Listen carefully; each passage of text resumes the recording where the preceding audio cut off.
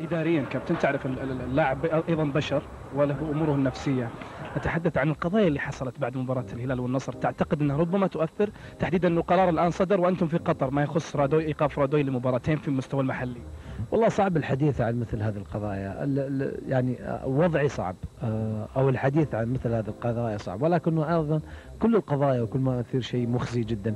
وكنت أتمنى ودائما أطالب أن الكاميرا ترجع للملعب أكثر من خارج الملعب، لكن لا زلنا نبحث عن دوام، وهذا من الأسباب اللي أدت إلى هبوط مستوى الكرة السعودية عامة، وأدت إلى تراجعنا كثير، لأنه الشيء أصبح إعلاميا واهتمام إعلاميا أكثر مما هو فنيا تراجعت.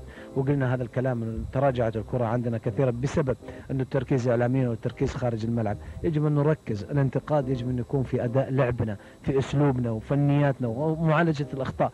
أصبحنا نبحث عن الأشياء اللي لا تخص كرة القدم، وهذا أيضا أصبح لنا يعني سبب لنا إشكال كبير، وهذا ما شاهدناه في المسابقات القارية أو على مستوى المسابقات الأندية، في المسابقات القارية، في المسابقات اللي هي تكون أقوى.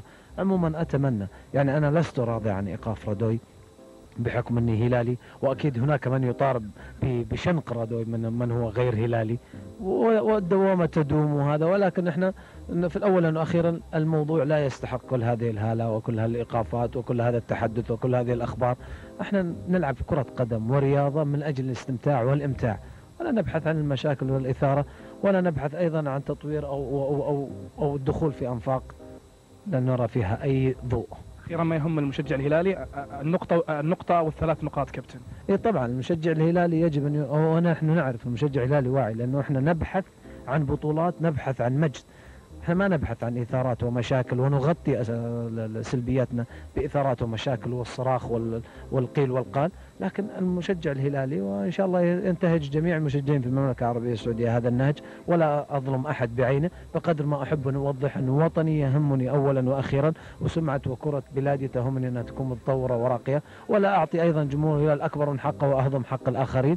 الجميع يشترك في النجاح، والجميع يشترك في النهض بالكرة إلى ما هو أفضل. أتمنى إن شاء الله أن احنا نعود لجمهور الهلال وجمهور باقي الأندية السعودية، أن احنا نعود كما كنا إن شاء الله، نبحث عن الشيء الفني المميز اللي يعيد الهيبة لكرتنا، ولا نبحث عن الإثارة وكثر القيل والقال، لأنه في الأخير أولا وأخيرا الخسران هو. ما كان كذا في أيامكم كابتن؟ ما كان في كذا، كنا نلعب بعيد، لم يكن في حتى يعني لا الإعلام المرئي كان قليل ومقنن، اللقاءات لم تكن، حتى أتذكر أنه بعد المباراة احنا نخرج الجميع نجتمع في مكان واحد مع بعض اللاعبين، النصر والشباب والاتحاد والأهلي، حتى لما ما تسمعون لجنة الانضباط؟